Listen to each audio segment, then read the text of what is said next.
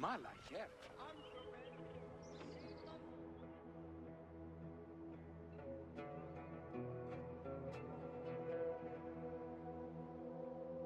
Φωνήν μη ακούες απάντησον μη.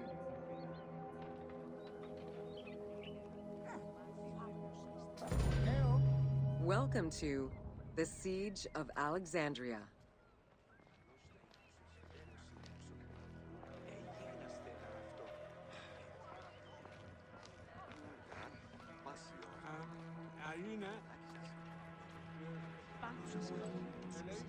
Among the collection of writings attributed to Julius Caesar are his descriptions of the Siege of Alexandria, the Gallic Wars, and the commentaries on the Civil War. These archives contain information on different campaigns, the wars of Alexandria, Africa, and Spain. Each of them recounts Caesar's military activity from 58 BCE to 45 BCE. Though Caesar's documents remain a main source of information, it's important to note that the perspective is limited. It is necessary for other historical documents to be taken into consideration to provide a better understanding of events.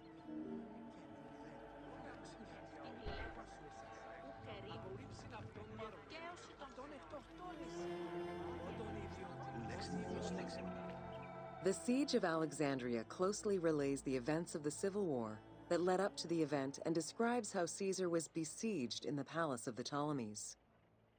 Other ancient authors have left equally valuable and sometimes contradictory information.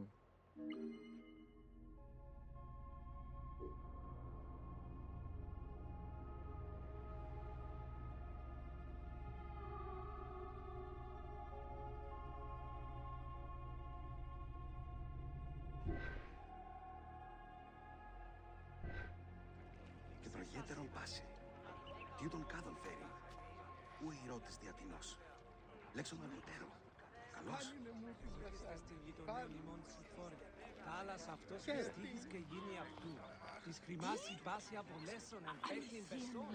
Τρία ημέρα μόνο. Λίδο κιν, εσχήνη έστι το γενομένο. Πώς έπραξον τούτον άνθρωπος τιούτος. Εσούτε καλέω, εμού αφού γκρασέ. Έδωκον αυτόν πεπέδευο, φιλότεχνο. In the events leading up to the siege of Alexandria, Cleopatra VII and her brother were fighting over control of Egypt. Young King Ptolemy XIII's regent, Pothinus, had firm control over the young pharaoh, and an outmaneuvered Cleopatra soon went into hiding. This set the stage for Pompey's arrival in Alexandria. Having lost his battle against Caesar in 48 BCE, the Roman general turned to his allies, the Egyptians, for safe harbor. But on the advice of Pothinus, Ptolemy XIII had Pompey assassinated in the hopes of earning Caesar's favor.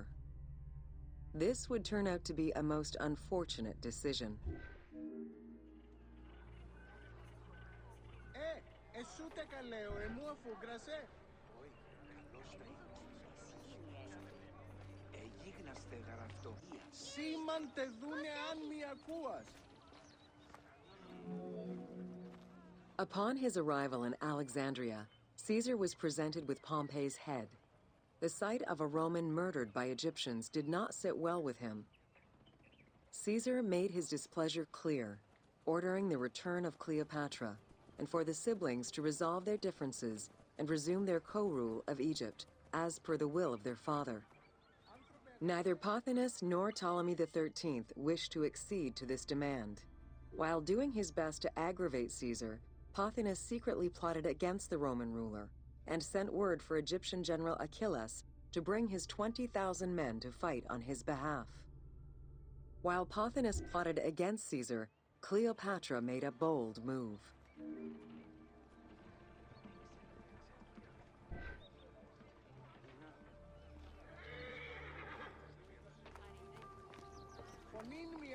Χαίρε, τι πράττεις. Ου καλώς.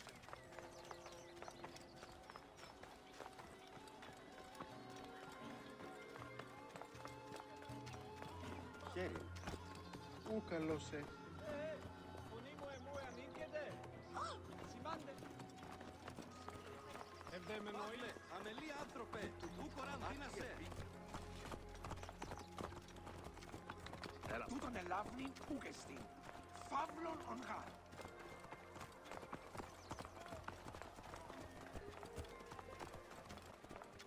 Πού κέστηνε όταν μη σου έφτεις, ό,τι σαν μεσία.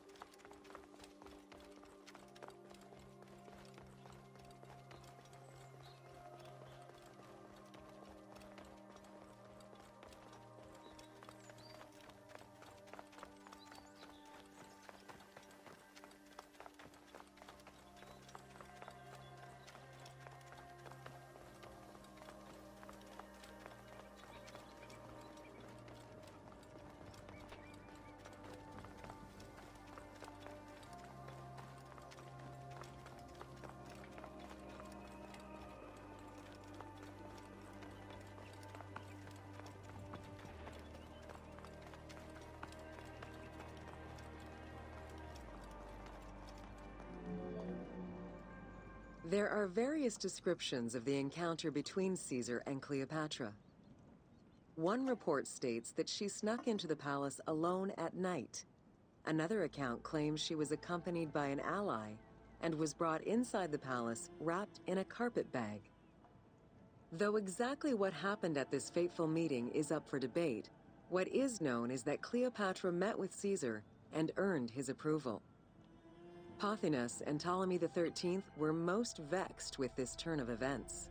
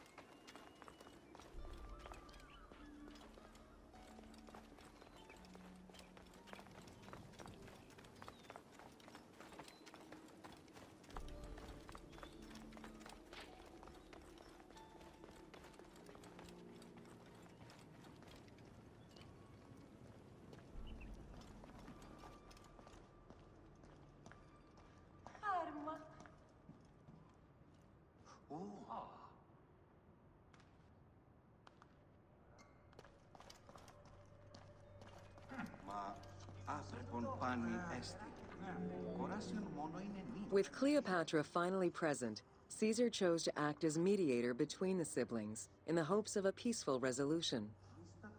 It did not take long for things to sour. During a banquet given to celebrate the reconciliation, there was an assassination attempt on Caesar. It was the Roman leader's own barber who thwarted the attack. Once it was revealed that the king's regent, Pothinus, had ordered the attack, Caesar had him executed. He then placed the young king under guard.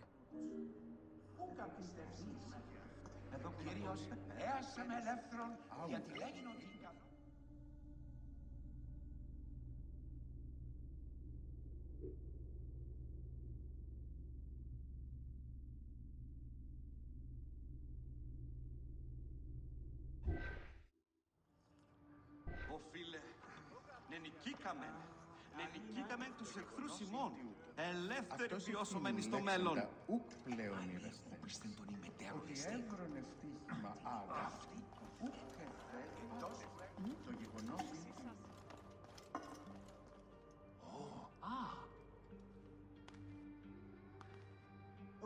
Συνείδεστε, φίλοι!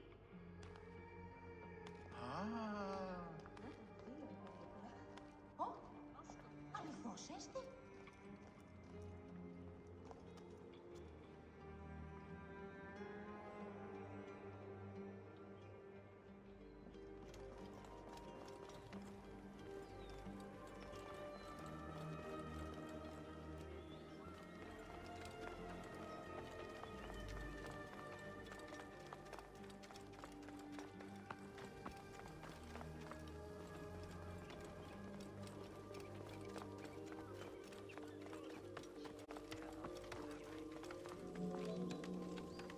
Caught within the palace with roughly 4,000 troops, and with the knowledge that the arrival of enemy forces was imminent, Caesar sent for help from Syria, Rhodes, and Cilicia.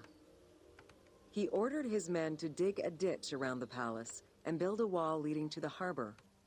This would ensure Caesar's access to the sea. When Egyptian General Achilles arrived in the city with 20,000 men, the battle for Alexandria began.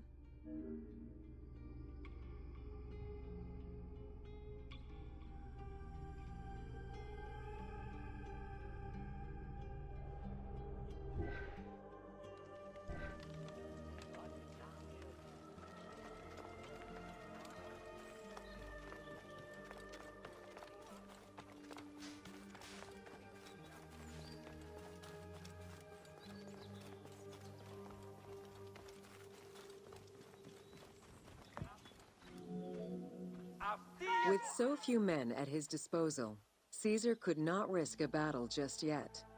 He sent ambassadors to Achilles in the name of Ptolemy to propose a truce. Knowing that the orders did not come from the young king, and angered by the pharaoh's imprisonment, Achilles had the messengers assassinated. With Caesar confined within the palace, Achilles positioned his troops around the city. Skirmishes broke out throughout the streets of Alexandria and went on for several days and nights. Though they were outnumbered, Caesar's men were able to hold the enemy back. This prompted Achilles' next move: capture the Roman fleet stationed in the harbor.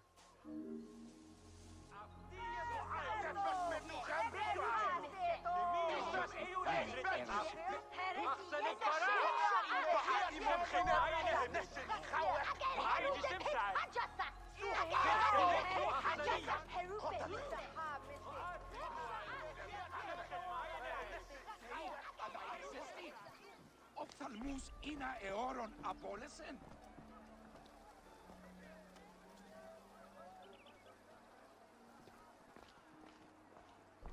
Ο διαμελίας, πού γαρελάθει η γνώση, να μαξανδεί που αποφέρει.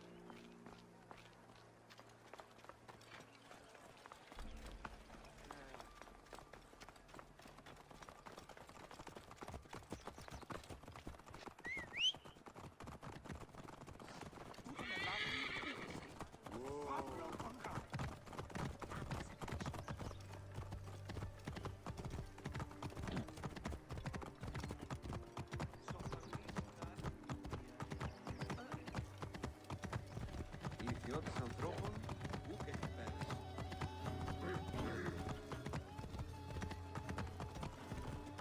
Παύλε, αμελή άνθρωπε.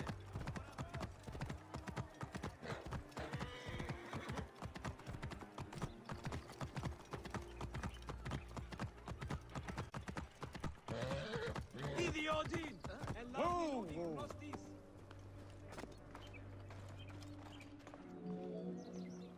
Although the palace offered protection, losing the port meant the end of help and supplies. Caesar knew he had to protect the fleet. While he and his troops succeeded in regaining control of the port, he knew it would be impossible to sustain. Caesar ordered the burning of the ships. With passage back to the palace closed off, he headed for the lighthouse of Alexandria.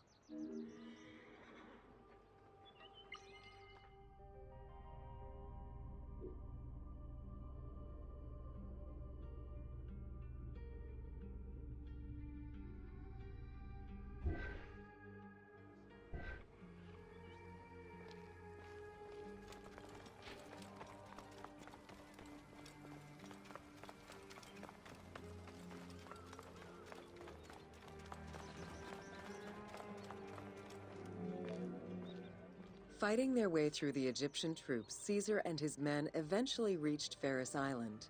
There, they took refuge within the lighthouse.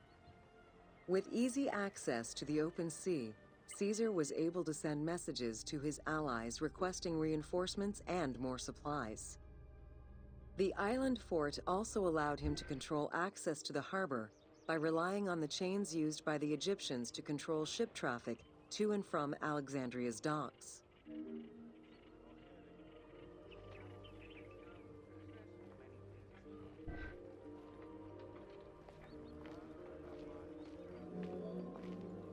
The exact chronology of events during the war in Alexandria remain imprecise.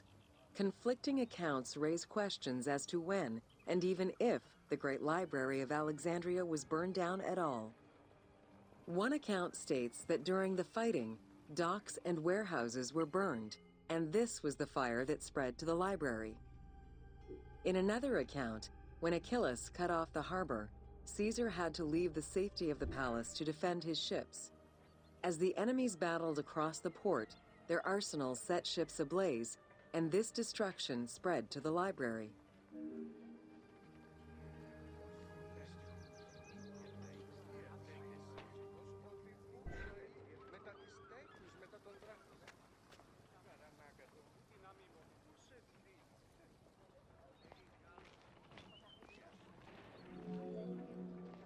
In either case, the Great Library was not completely destroyed.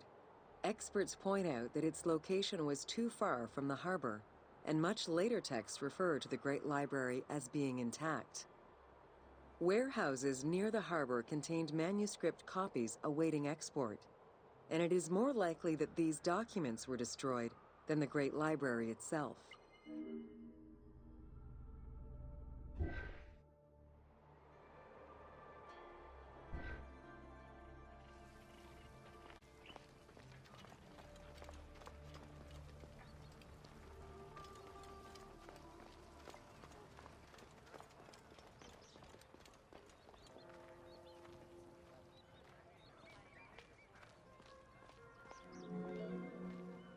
The destruction of the Great Library may have been due to a number of fires over the ages. Its end was probably closer to the 4th century CE, when the Christian Emperor Theodosius I ordered the closure of all pagan temples. While some documents survived after being moved away, it remains unclear just what knowledge may have been lost.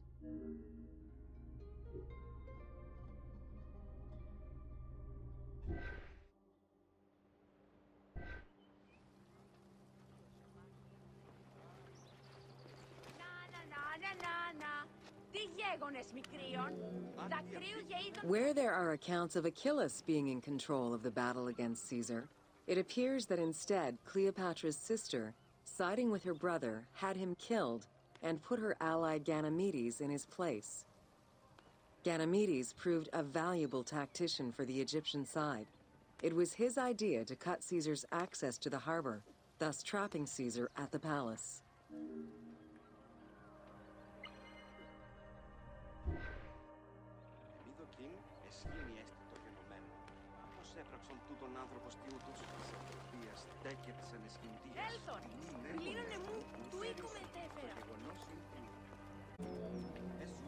During the time of Ptolemy I, canals had been dug throughout Alexandria to provide fresh water.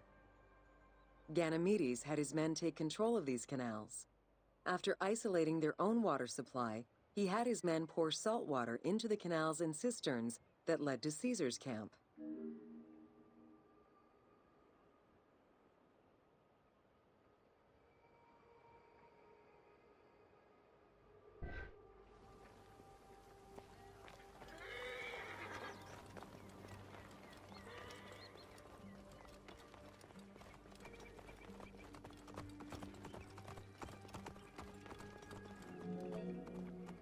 Panic erupted in Caesar's men. They wouldn't last long without fresh water. Recognizing that the porous limestone could help them, Caesar and his men dug wells to restore their water supply.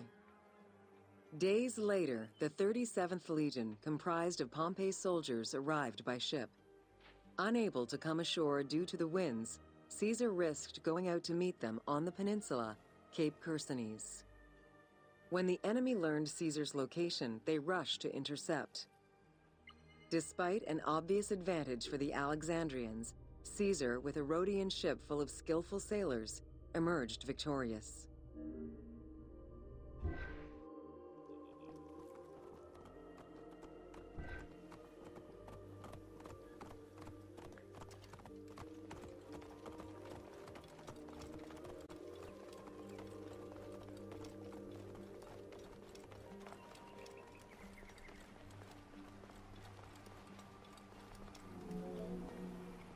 With help from the Allied ships, Caesar's victory enabled him to push the Egyptians back and secure the lighthouse. Gaining control of Pharos Island sent the Alexandrians into the sea and swimming back to the city. However, Caesar's fortification of the island didn't last long. The enemy regrouped and were set to storm the island. Panic-stricken, in spite of Caesar's encouragement, many of his men then fled their posts, either by ship or jumping into the sea.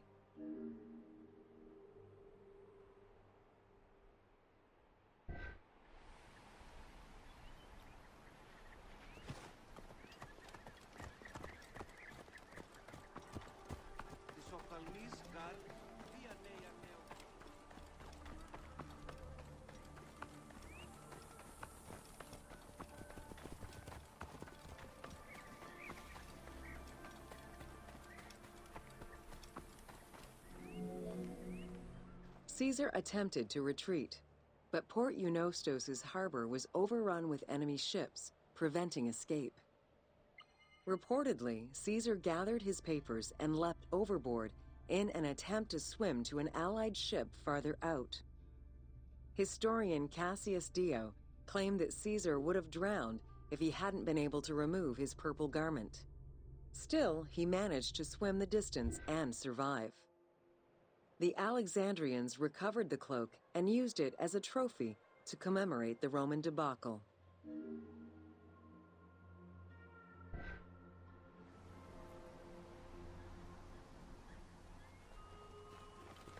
Πότε διδάσκεσαι Ελλάδα? Τι πω πρώην και χτες?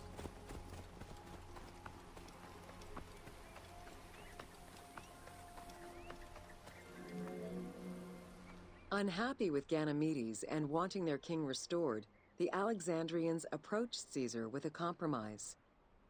Caesar agreed to release Ptolemy XIII after entreating him to spare the kingdom and remain loyal to Rome. Once freed, however, the king defied the agreement and continued the war.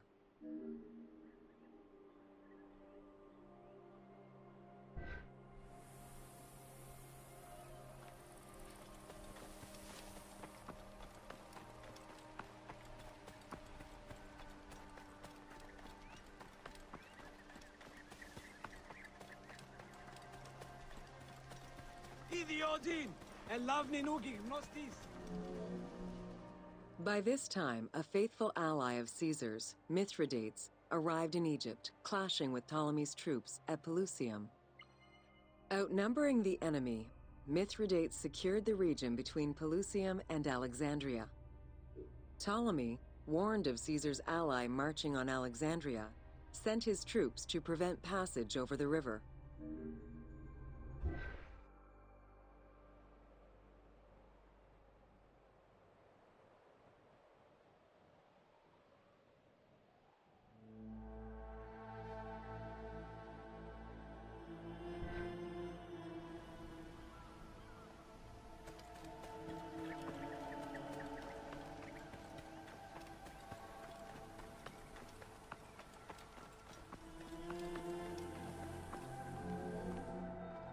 Mithridates warned Caesar in time, and the two groups confronted the armies of Ptolemy in the Delta. In the Battle of the Nile, the Romans gained the upper hand, sending the Egyptians fleeing. In the tumult and panic, King Ptolemy XIII drowned in the Nile.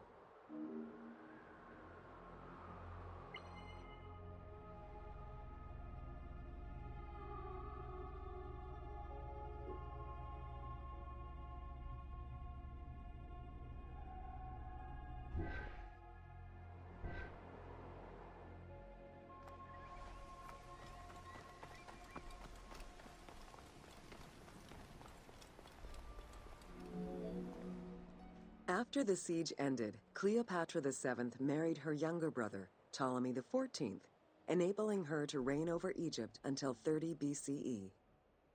Under her rule, Alexandria settled into its position within the Roman Empire, and eventually surpassed Athens as one of the most important cities in the Roman Empire. Julius Caesar remained in Egypt for a short time. He and Cleopatra would later have a son named Caesarion.